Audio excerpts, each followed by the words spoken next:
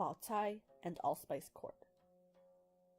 In the Chinese classic Dream of the Red Chamber, one sign of the Jia household's prosperity is daughter of the family Yuan becoming an imperial concubine. For her visits home, the Jia family built a grand garden to receive her. That garden eventually becomes home for some of the younger Jias, who each move into one of the buildings inside. In one part of the garden, Allspice Court, its visitors always note its beauty and incredibly fragrant plants. Its eventual residence is the beautiful and poetically gifted Baochai.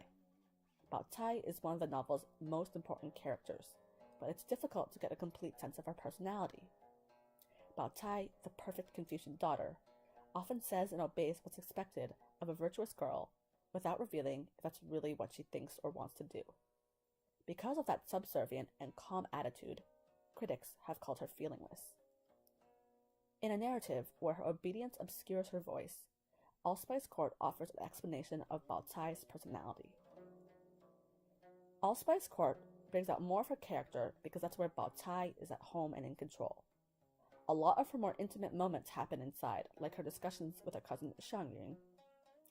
Even the name she signs to her poetry reflects how she dominates there. She's Lady Allspice, the ruler of Allspice Court. But Allspice Court also reveals Baochai's character symbolically. On a surface level, while beautiful and appealing, it's also relatively simple, like Baochai, who keeps her room almost bare and doesn't like adornments such as flowers to put in her hair. Similarly, one section of Allspice's garden is just a small mountain and rock heap, relatively plain and unfeminine, and there aren't any trees in the garden, which keeps it more empty looking. On a broader level, her being Lady Allspice also suggests that her home reflects her personality. Since 2 of the 5 principles of Chinese poetry say that poetry expresses the author's character and emotions, her poetry name implies that Allspice Court is connected to Baochai's psyche. Based on Baochai's connection to Allspice, we can look to Allspice to extrapolate more of her character. In particular, since Allspice Court has such a strong connection with poetry, its original name comes from a poem, and Yuan asked Bao Yu to compose a poem about it. Allspice tells us about Baochai as a poet. When the Jias first pay a visit to Allspice Court, there's a verse in the narration about the plants growing in its garden. Some aspired as vines. Some crept humbly on the ground. Some grew down from the tops of rocks. Some upwards from their feet. Some hung from the eaves in waving trails of green. Some clung to pillars in circling bands of gold. Some had blood-red berries. Some had golden flowers. Its beginning, some aspired as vines, suggests a sense of ambition and yearning for something greater with the personification in aspired. In the context of poetry, that line indicates that Baochai really does love poetry and wants to be able to compose it like a scholar does. However, there's language about abasement right afterwards, with some crept humbly on the ground. Crept creates a sense of furtiveness and shame that adds to the self-reduction in humbly. It's just that Baochai feels obligated to keep obeying her Confucian impulses, which say that it's not proper for her to be so educated. Women are lower than men, and scholarship is the man's realm.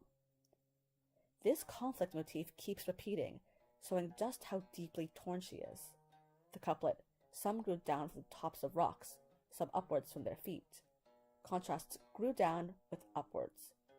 Within each line, grew down also opposes tops of rocks, while upwards opposes from their feet.